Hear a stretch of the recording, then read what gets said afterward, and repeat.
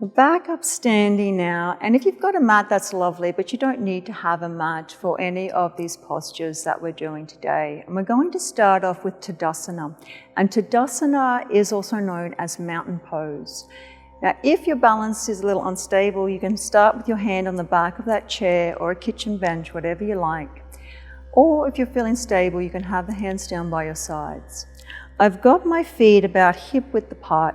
And the nice thing with hip width is we go with about 2 fists between the big toes, which is pelvis size, not our saddlebags, so that's cool.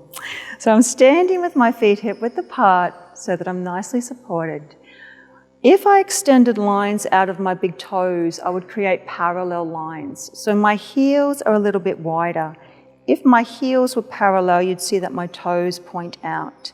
So toes would create parallel lines, the heels a little bit wider.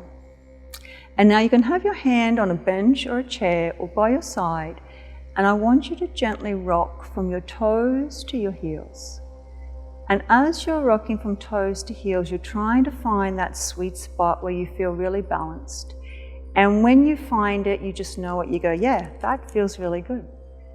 And it feels really good because you've just found your natural and neutral skeleton. And you're working with gravity. So finding that sweet spot, bring your arms down by your sides, close your eyes down, and relax the muscles around your eyes and your jaw. Soften your shoulders and your belly. And just feel the mat beneath your feet.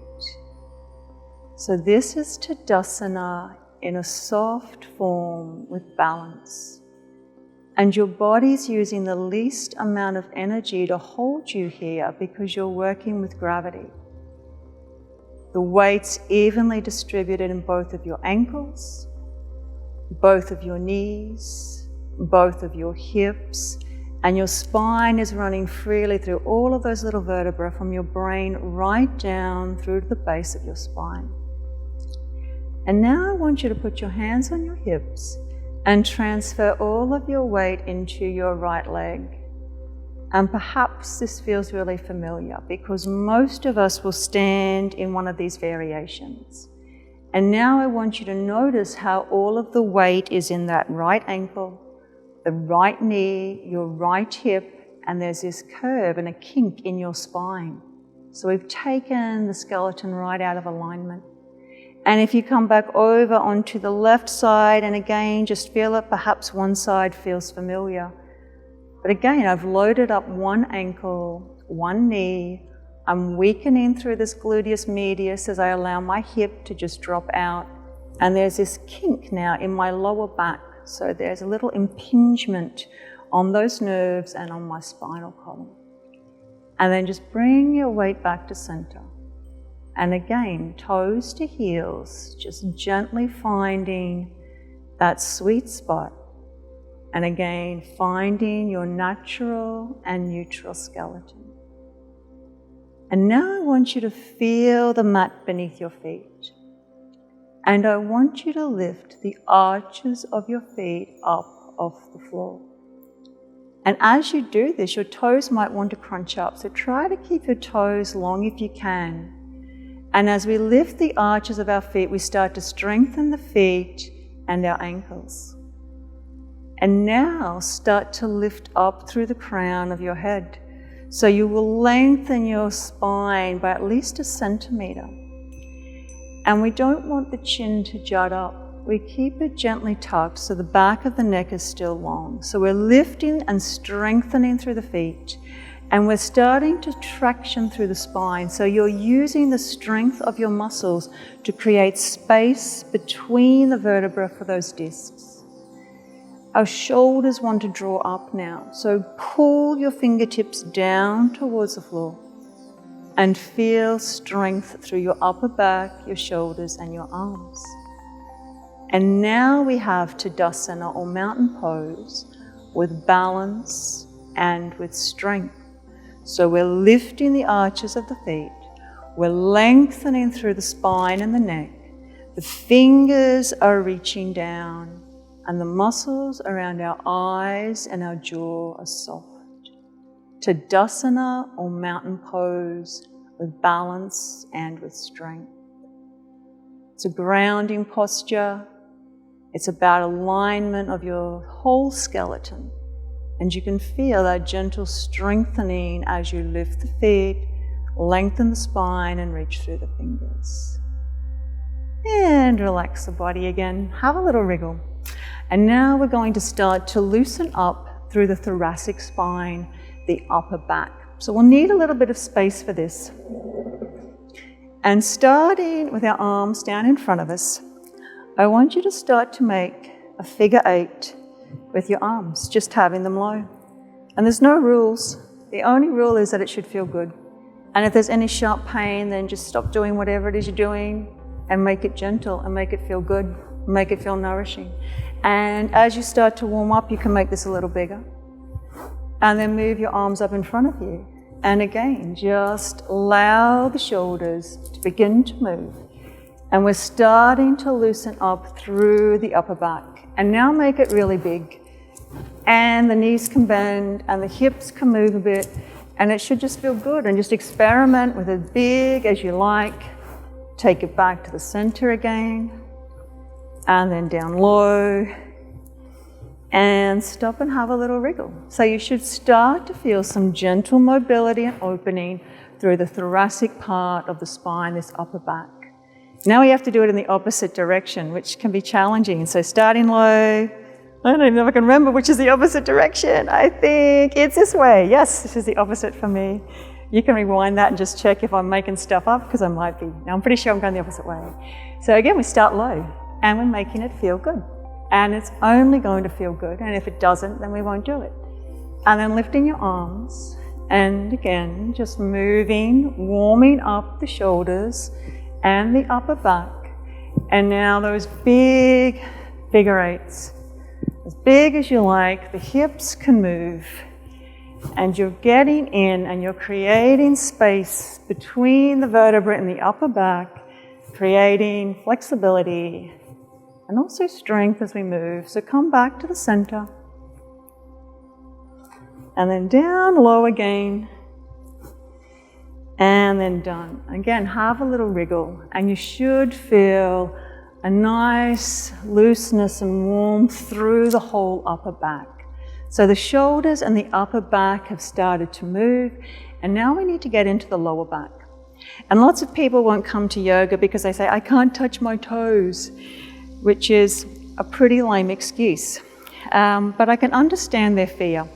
So when we come into a forward fold, such as touching our toes, we can put stress on our discs if we're doing it incorrectly. So if I just start to bend like this, I'm putting stress on my discs in here. So what I want you to imagine is that my pelvis is a flower pot, and that my spine is the stalk of a sunflower, making my face a sunflower. Yeah, I know, nice to visualize that. And I want you to imagine if you got the stalk of that sunflower and you bent it, what would happen? You'd get this snapping. It wouldn't be good, just as it's not good for the discs in our back if we try to bend here. But if I take the pot that my sunflower is in and I start to tilt the pot, you can see that there is no bending in my back.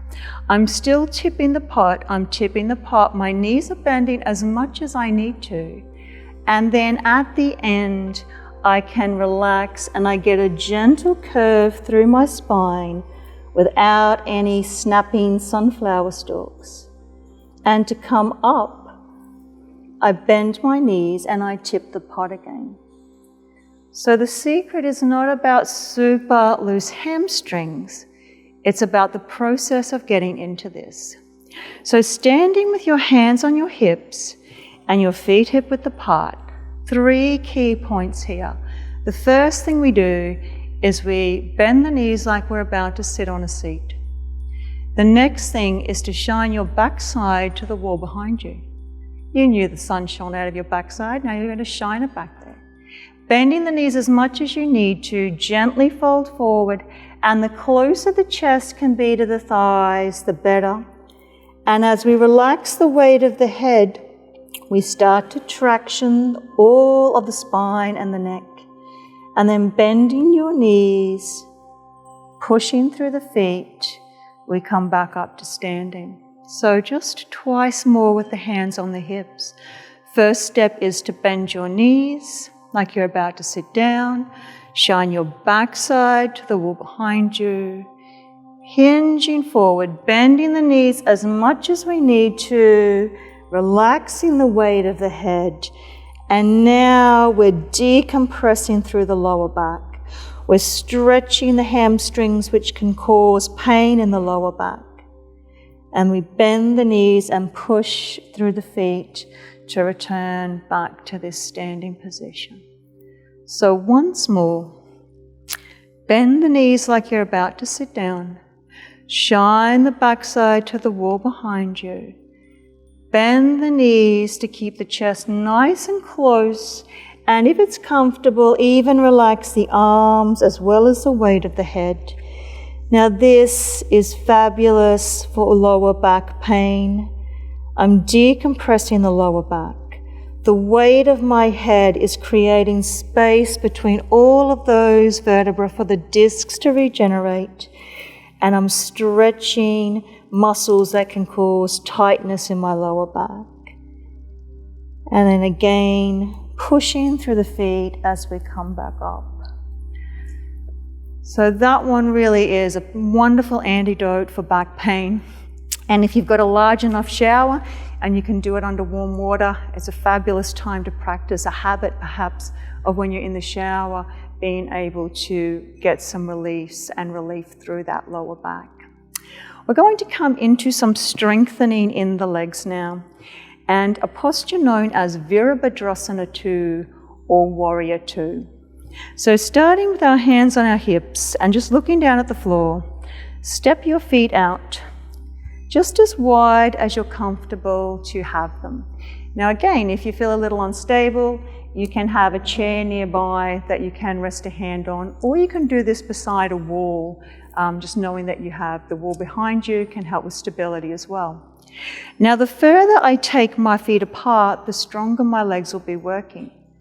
But you need to listen to your body and what it needs. So find something that feels comfortable and that feels secure.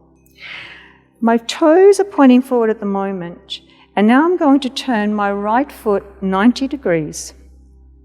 And I want that front heel to line up with the back instep. And it's not exact, it doesn't have to be, that's okay. I want my hip, my knee, and my toe facing in generally the same direction. So I just step that back heel back a little bit.